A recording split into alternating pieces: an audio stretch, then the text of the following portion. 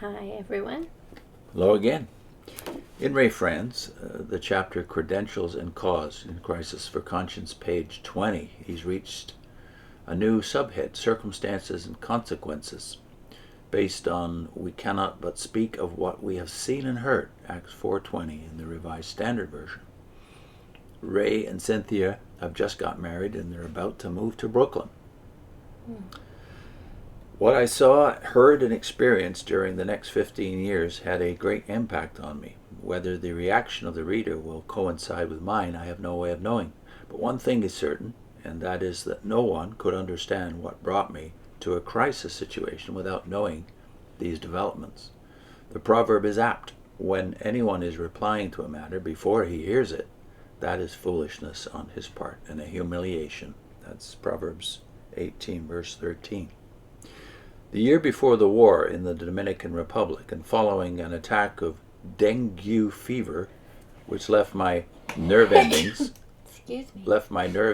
hypersensitive, I had attended a 10-month course at Gilead School. At the close, the Society's president, N.H. Knorr, asked me to leave my missionary service in the Caribbean and come with my wife to the international headquarters called Bethel in Brooklyn, where I would serve in the writing department. Though doubtless this would have been viewed as an honor by others, I frankly had no interest in leaving the place where I was. Speaking to Brother Knorr in his office, I explained how much I enjoyed my current assignment, enjoyed the people, enjoyed the work. This apparently was viewed as a lack of appreciation for the opportunity offered. He seemed somewhat offended. I then told him I simply had wanted him to know my feelings, my love for missionary activity, and that I would accept the change of assignment.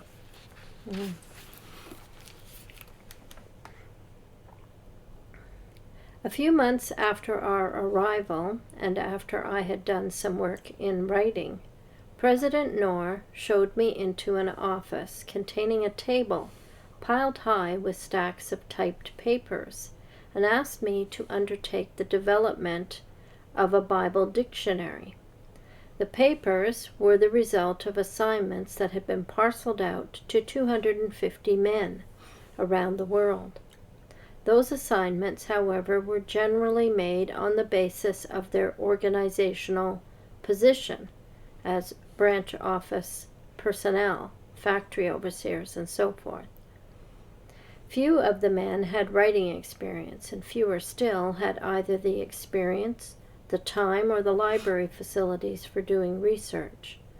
I believe it can be conservatively said that at least 90% of the submitted material was not used. I began with Aaron and continued with Aaronites,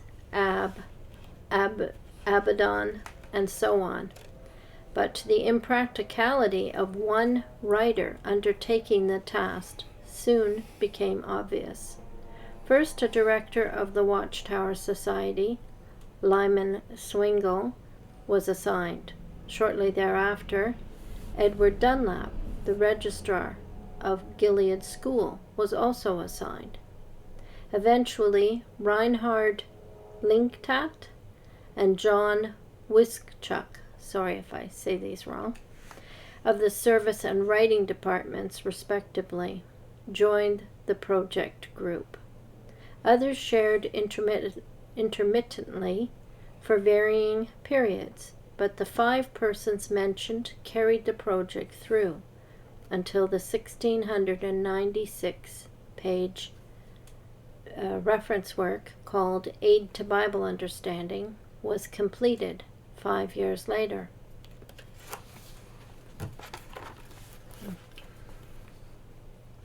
Near the start, President Knorr made a statement that proved a key factor in our approach to the project. It was not intended the way we understood it, but that undoubtedly was fortuitous.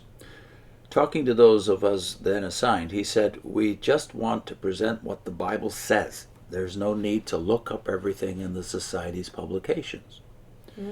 His intent in saying this, as we realized later, was so that the project could get done quickly, and so it would produce something relatively small, a handbook, as he later expressed it. By just restating what was in the particular Bible verses related to a subject, with very little additional clarification, there would be only a minimal amount of time needed for research. We misunderstood him to mean that we should strive always to present what the Bible actually said, rather than feel obliged to present things the way the Watchtower publications presented them. A considerably different kind of publication resulted than would otherwise have been the case. The material sent in by the 250 men, almost without exception, presented information according to the accepted viewpoint of the Society's publications. Our research often revealed differences. The Society's vice president, Fred Franz, was acknowledged as the organization's principal Bible scholar. On a number of occasions, I went to his office to inquire about points. To my surprise, he frequently directed me to Bible commentaries, saying, "Why don't you see what Adam Clarke says, or what Cook says, or, if the subject primarily related to the Hebrew Scriptures, what the Sonsino commentaries say?" That's a Jewish commentary. Our Bethel library contained shelf after shelf after shelf filled with such commentaries. Since they were the product of scholars of other religions, however, I had not given much importance to them, and, along with others in the department, felt some hesitancy, even distrust, as to using them. As Carl Klein, a senior member of the writing department, sometimes very bluntly expressed it, using these commentaries are sucking at the tits of Babylon the Great, the empire of false religion, according to the Society's interpretation of the great harlot of Revelation. The more I looked up information in these commentaries, however, the more deeply impressed I was by the firm belief in the divine inspiration of the Scriptures, the vast majority expressed. I was impressed even more so by the fact that, though some were written in as early as the 18th century, the information was generally very worthwhile and accurate.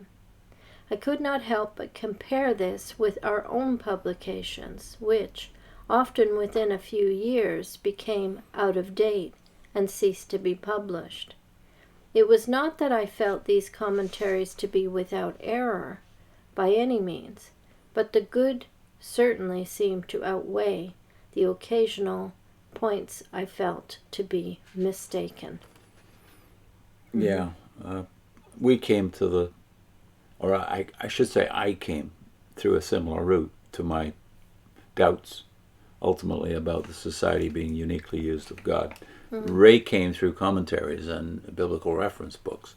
Because of an assignment. Because of an assignment he had. But because I was more, I wasn't given an assignment to do this. I just had to fumble my way towards this realization.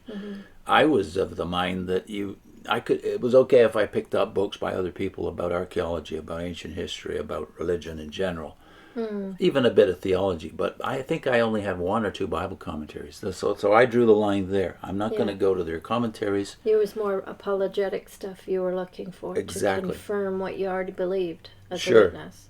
But even through that means, I began to see that these men, in these books that I was picking up, that even then, this would be in the early 80s maybe, and 70s, these books that were sometimes 100 years old or more were far better than the stuff we had even now in the 60s and 70s. So indirectly, the other fact was that a lot of them were evidently written by clergymen, I discovered by reading them, or by other references in the books. And that really disquieted me in a kind of a gradual way, because after all, I'm now, as he says here, very vulgarly, very bluntly, Carl Klein, what are you doing? You're living in two worlds. But both of us finally ended up not doubting the Society at first, but seeing the difference between the level of our scholarship, even Fred Franz's for that matter, but certainly Nathan Knorr's becomes evident in here. Yeah. These men are not really literate in the Bible. No. I think it demonstrates that really the Watchtower does not trust people, individual witnesses, to even learn how to be discerning, only to be parrots. Yeah. We have to be able to say what they believe, what they teach. So I never got around to reading commentaries till we were out of the Watchtower a couple of years.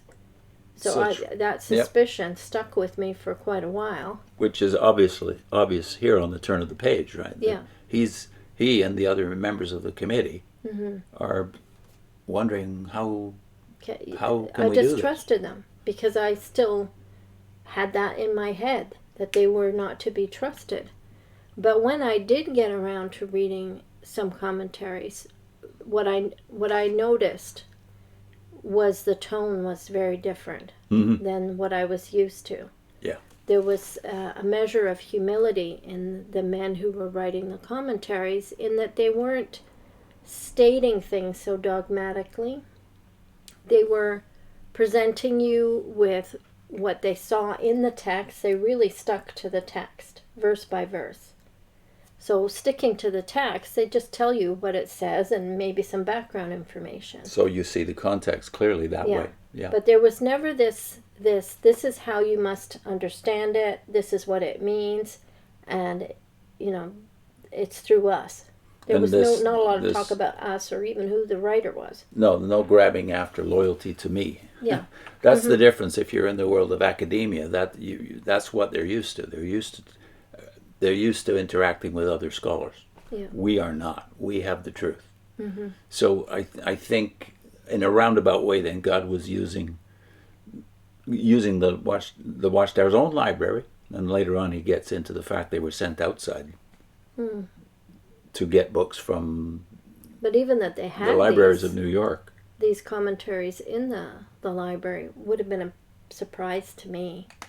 But as a witness. In Toronto, I remember the very first time I visited the headquarters, and before they moved out of town to Georgetown, in Toronto they had a big library there too, with all of the Bible dictionaries, row after row, as he says was the case in New York. So that's the old days. I wonder what they have now. Yeah, and if they keep it kind of under wraps, I don't know. Yeah, what's our link? It's the first of 2 videos called Raiding Christendom's Pantry, where we talk about our discovery as we started to investigate the aid book itself when it was complete, and notice these hundreds of references. Who are these men? So we did 2 videos on the subject based on a tract you can find in our onewonders.org website.